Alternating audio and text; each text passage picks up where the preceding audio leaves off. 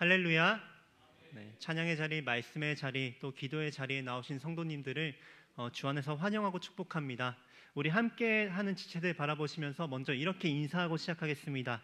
참 잘 오셨습니다. 참 잘 오셨습니다. 네, 참 잘 오셨습니다. 네, 참 잘 오셨습니다. 네, 주님의 은혜를 구하며 이 자리에 나오신 모든 성도 여러분들께 하나님의 사랑과 은혜가 가득하길 소망합니다. 여러분, 삶을 살다 보면은 여러 어려움과 기쁨의 순간들이 우리에게는 찾아오곤 합니다. 어려운 순간 속에 있을 때에 우리는 수많은 고군분투를 하고 또 시간을 겪으면서 언젠가는 평화가 찾아오겠지, 언젠가는 이러한 문제들이 해결되겠지 하며 그 순간들을 하루하루 버텨나가곤 합니다. 그렇게 우리는 인생이라는 롤러코스터를 타면서 삶을 살아가는 것 같습니다. 우리가 아시다시피 성경에 나오는 수많은 인물들은요, 각기 다른 인생을 살아왔고 그 안에서 그들의 인생을 보면은 이 한 사람 한 사람도 수많은 롤러코스터를 타고 있구나라는 것을 알게 됩니다. 그리고 그 중에서 오늘 역대하에 나오는 여호사밧 왕을 우리가 함께 살펴보고자 하는데요. 이 여호사밧 왕의 인생을 우리가 함께 살펴보면서 그의 삶 가운데 함께 하신 하나님을 또 바라보고 또 그의 삶 가운데 하나님께서는 어떠한 은혜와 사랑을 그에게 허락하셨는지를 함께 바라보면서 그 은혜와 사랑을 누리길 소망합니다. 이렇게 함께 성경 말씀을 우리 살펴보고자 합니다. 오늘 본문에 나오는 여호사밧 왕은 남유다의 네 번째 왕으로 세 번째 왕인 아사 왕의 아들입니다. 그는 아사, 요시야, 히스기야와 함께 남유다의 선한 왕으로 평가되는 왕 중에 한 명이라고 볼 수가 있습니다. 이러한 여호사밧 왕은 과연 어떤 왕이었을까요? 우리 함께 역대하 17장 3절 말씀을 읽어보겠습니다. 역대하 17장 3절입니다. 시작. 여호와께서 여호사밧과 함께 하셨으니 이는 그가 그의 조상 다윗의 처음 길로 행하여 바알들에게 구하지 아니하고. 아멘. 말씀에서는 여호사밧을 어떤 왕으로 평가하고 있습니까? 다윗의 길로 처음 행하는 왕이라고 성경에서 말을 하고 있습니다. 여러분, 이스라엘에게 다윗 왕은요, 어떤 하나의 롤모델이라고 볼 수가 있습니다. 왕으로서 가장 모범이 되고 왕으로서 평가의 기준이 되는 그러한 왕이 바로 이스라엘의 다윗 왕이었죠. 조금 다를 수는 있겠지만 우리나라로 예를 들자면 여러분, 보통 한국 역사에서, 한국사에서 대표적인 왕을 떠올린다면 어떤 왕을 떠올리시겠습니까? 세종대왕. 맞습니다. 네, 보통 뭐 광개토대왕이 떠오를 수도 있고 수원이기 때문에 정조가 떠오를 수도 있지만 저기 광화문 앞에 앉아 계시고 또 만원, 우리가 가장 좋아하는 그 만원짜리에 앉아 계시는 그 세종대왕을 보통 우리는 떠올리곤 합니다. 그리고 장군하면 어떤 장군이 떠오르시나요? 네, 이순신 장군이 우린 보통 떠오릅니다. 네, 그 앞에 서 계시는 그 광화문 광장 세종대왕 앞에 서 계시는 이순신 장군을 보통 우리는 떠올리죠. 마치 이런 것처럼 이스라엘의 왕으로서 그 모델, 왕하면 떠오르는 사람, 또 왕의 가장 큰 모델이 바로 다윗 왕이었다는 것이죠. 물론 성경적으로는, 신학적으로는 더 깊고 풍성한 의미가 있지만 그만큼 왕의 롤모델로서 기준이 바로 다윗 왕이었다는 것을 우리는 알 수 있습니다. 그리고 이 모델의 기준은 단순히 어떤 사람이 어떠한 업적을 남겼고 무엇을 잘 했느냐가 기준이 아니라 이스라엘의 기준은 그가 하나님이 보시기에 선하였는가, 이것이 이스라엘 왕의 롤모델로서의 기준이었습니다. 이러한 배경을 볼 때에 말씀에서는 여호사밧을 어떻게 평가하고 있는 것입니까? 여호사밧은 하나님이 보시기에 선했던 그 다윗 왕의 길로 행하는 왕이었다라고 말을 하고 있는 것이죠.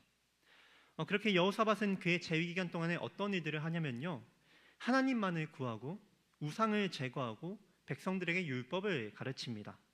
그리고 하나님께서는 이러한 그에게 축복을 주시고 그 나라를 튼튼하게 하시고 주변 나라들이 건드리지 못하도록 이스라엘을 보호하십니다. 자, 이렇게 여호사밧의 통치를 보면 그의 아버지인 선대 아사왕의 행적과 비슷하다는 것을 볼 수가 있습니다. 하나님이 보시기에 기쁜 일을 하고 그에 따라 하나님께서는 견고하게 하시는 축복을 허락하시죠.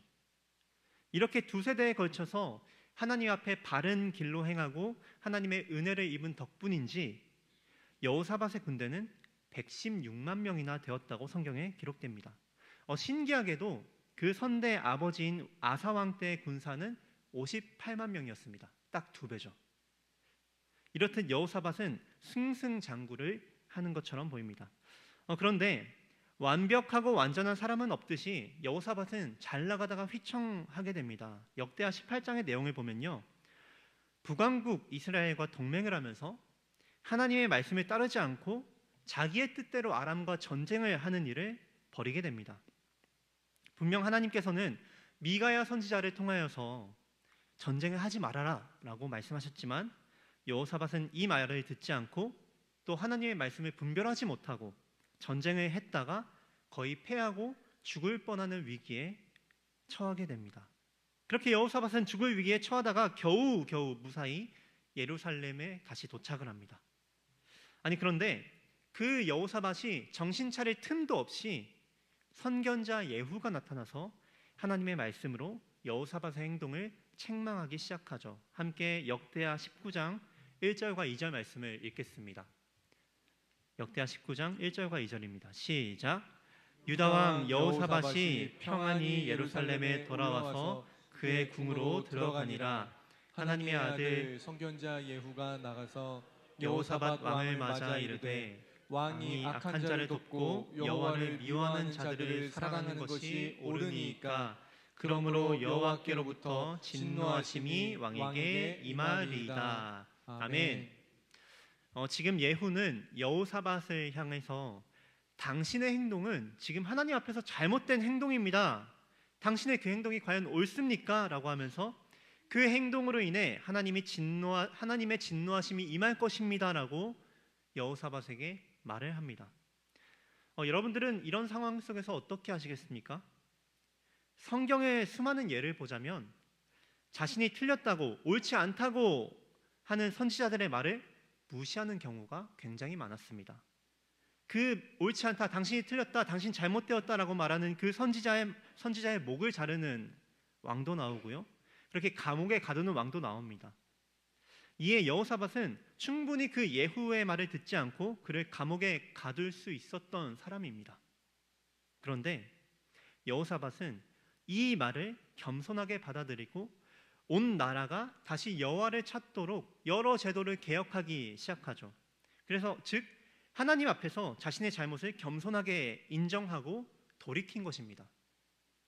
그렇게 역대하 19장의 내용을 보면요, 여호사밧은 회개하고 돌이켜서 법관들을 세우고 종교 지도자들을 세워서 이스라엘 백성들, 남유다의 백성들이 다시 하나님께로 돌아오도록, 그 마음을 돌이키도록 열심을 내어서 개혁을 시작합니다. 그리고 그 모든 지도자들에게 여호와를 두려워하는 마음을 가질 것을 강조하고 또 강조하기 시작하죠. 자신이 여호와를 경외하지 못한 그 과거의 쓰라린 경험이 있기도 했고, 예후로부터 들은 진노에 대한 말이 있었기 때문에 여호와를 두려워하고 경외할 것을 계속해서 강조합니다. 그렇게 열심히 여호사밧은 믿음의 삶 가운데 계속해서 개혁을 하고 그렇게 통치를 해나갑니다.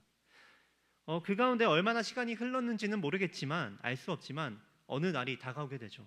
함께 오늘 본문인 역대하 20장 1절 말씀을 함께 읽겠습니다. 시작. 그 후에 모압 자손과 암몬 자손들이 마온 사람들과 함께 와서 여호사밧을 치고자 한지라. 아멘. 여호사밧이 여호와 앞에서 회개하고 개혁을 열심히 하고 잘 하고 있는 그 어느 날 모압, 암몬 그리고 마온 사람들이 연합해서 남유다를 향해 공격해 들어오는 상황이 펼쳐지고 있는 것입니다. 참 상황도 억울한 게요, 여호사밧이 계속 하나님의 말씀에 불순종한 것도 아니고 그가 이제는 열심히 회개하고 열심히 개혁해서 온 나라가 여호와 하나님을 경외하는 마음으로 그렇게 이제 나아가고 있는 그 발걸음 가운데 있는데, 또 여호사밧은 하나님을 경외하고 두려워할 것을 강조하고 또 강조하면서 노력했는데, 그런데 이러한 상황이 찾아온 것이죠. 여러분, 우리가 신앙생활을 열심히 하고 하나님 앞에 열심을 다할 때 안 좋은 상황이 펼쳐지는 그런 경험 한번 해보셨습니까? 신앙생활을 해보셨다면 적어도 한 번쯤은 경험해 보셨을 것 같습니다.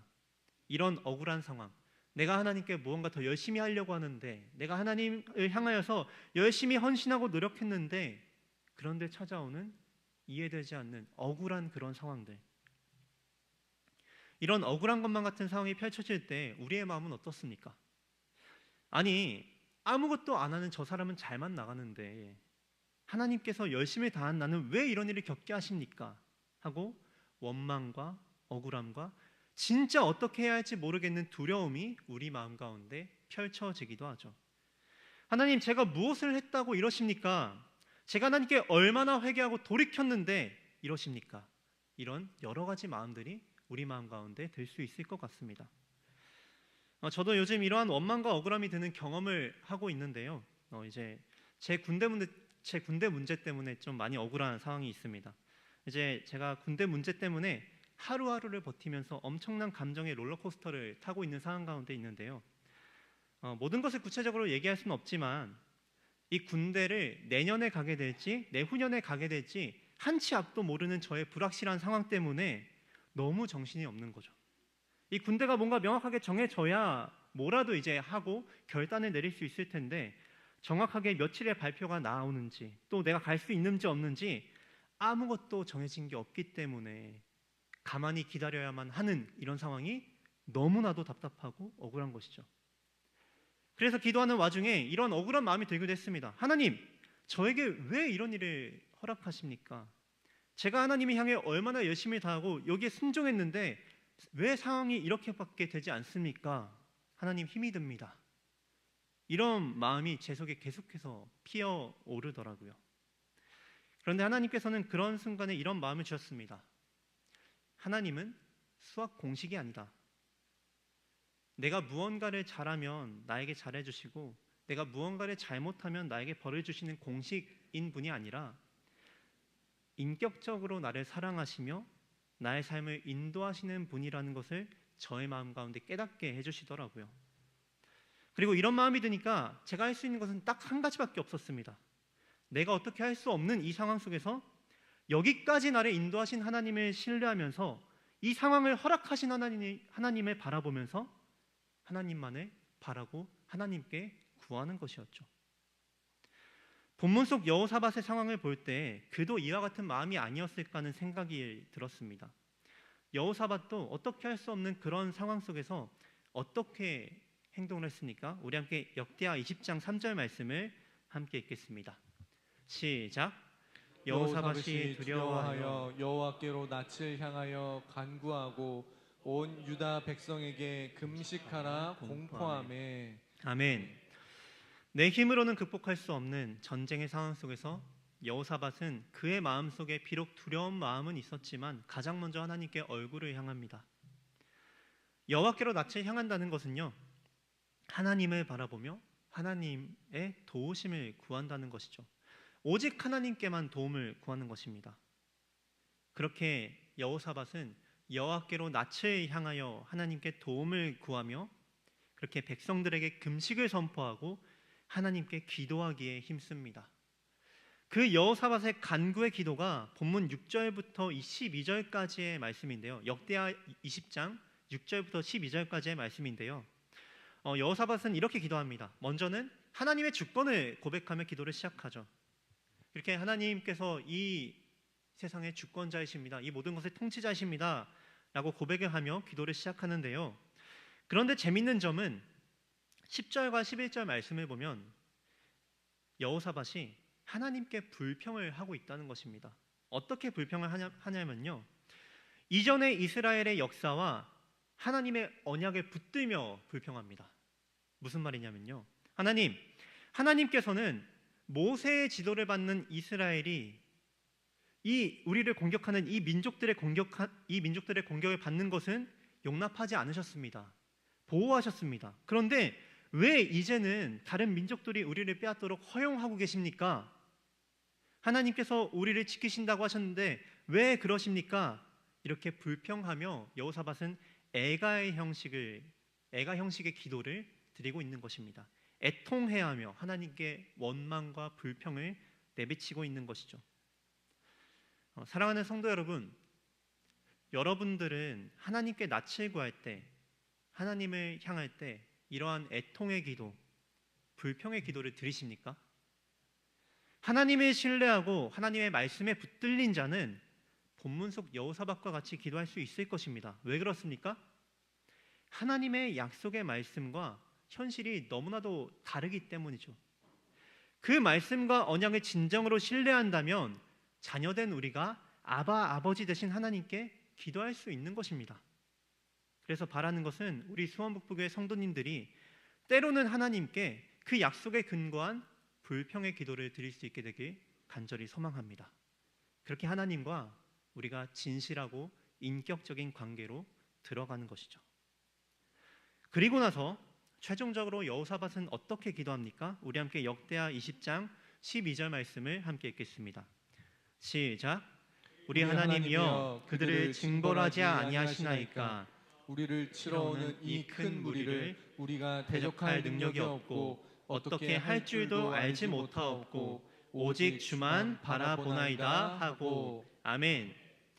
여호사밧은 마지막에 가서야 구체적인 요청을 합니다. 역대기서의 다른 기도와 마찬가지로 이러한 호소는 어떠한 특별한 응답이 아니라 하나님께 당신의 능력을 보여주세요라고 호소를 하고 있는 것이죠. 여호사밧은 뭐라고 하고 있습니까? 우리는 대적할 능력도 없고 어떻게 할 줄도 알지 못합니다, 주님. 그렇기 때문에 오직 주님만 바라봅니다. 여호사밧은 바로 이렇게 마지막에 하나님께 고백하며 기도하고 있는 것입니다. 어떻게 할 줄도 알지 못하고라는 이 기도를 볼 때 참 이 여호사밧의 기도의 그 간절함과 하나님에 향한 신뢰가 이만큼이나 깊고 풍성하다는 것을 알 수가 있었습니다. 어떻게 할 줄도 알지 못하옵고 오직 주님만 바라보나이다 라는 이 구절, 이것은 여호사밧이 자신의 군대 재원보다, 자신의 어떠함보다, 자신의 왕권과 능력과 어떠함보다 하나님을 더 신뢰한다는 사실을 낱낱이 보여주고 있는 것이죠. 사랑하는 성도 여러분, 이것이 바로 여호와께로 낯을 향하는 것입니다.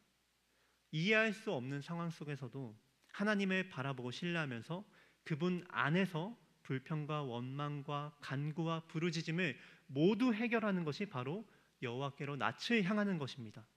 하나님께서는 바로 이러한 모습을 기뻐하신다는 것이죠. 이때까지 우리가 살펴본 여호사밧은 하나님이 기뻐하시는 길로 행하기도 하였고 넘어지기도 하고 다시 일어서서 바른 길로 걸어가기도 하는 아주 현실적인 왕이라고 볼 수 있습니다. 그런데 성경은 넘어지기도 한 이 왕을 선한 왕이라고 평가하고 있습니다. 왜 그렇습니까? 그는 잘못을 저지르기도 했고 넘어지기도 했는데 왜 선한 왕이라고 평가받는 것이냐는 것이죠. 왜 그렇습니까? 그가 결국에 하나님만 바라보고 결국에 하나님만을 신뢰했기 때문입니다. 사랑하는 수원북부교회 성도 여러분, 우리의 삶은 완벽할 수가 없습니다. 예기치 못한 일들이 벌어지기도 하고 억울한 일이 생기기도 하고 내가 잘못한 것보다 더 큰 결과가 나에게 다가올 때도 있는 것 같습니다. 그런데 우리는 그러한 상황이 닥쳐오면은 지혜도 없어가지고 또다시 넘어지고 또다시 원망하고 때로는 상황 속에서 아무것도 하지 못한 채로 그저 주저앉아 있기만 하는 것밖에 할 수가 없는 상황도 우리에겐 펼쳐집니다. 이런 상황이 왜 펼쳐집니까? 우리 모두가 하나님의 자녀이지만 여전히 죄성이 아직 남아있기 때문이죠. 그래서 우리는 그 가운데 지혜도 없이 하나님을 바라보지 못하고 상황만을 바라보는 그런 우리의 모습이 또 다시 우리를 넘어뜨리기도 하고 또다시 나는 왜 이럴까 원망하기도 하고 그런 상황들이 우리 가운데 펼쳐집니다. 그런데 하나님께서는 우리가 넘어질 때에도 하나님을 향할 때에도 항상 우리를 향해 끝없는 사랑을 비추시는 분이십니다. 언제나 우리를 향하시며 여호사밧과 같이 그러한 상황 속에서 하나님께 낯을 향하고 하나님을 신뢰하며 하나님께 진실하고 솔직한 기도를 받으시기를 원하는 분이 바로 하나님이시라는 것이죠. 그리고 그 사랑의 교통과 인격적인 과정을 통하여 우리에게 새로운 평안과 새로운 소망을 허락하시는 분이 바로 하나님이십니다. 바라는 것은 우리가 어떤 상황 가운데 있든지 흔들리고 넘어질지라도 우리를 지독하게 사랑하시는 하나님을 신뢰하며 결국에는 하나님을 바라보고 결국에는 여호와께로 낯을 향하여 그분을 끝까지 바라보고 붙드는 참된 그리스도인이 되기를 간절히 소망합니다.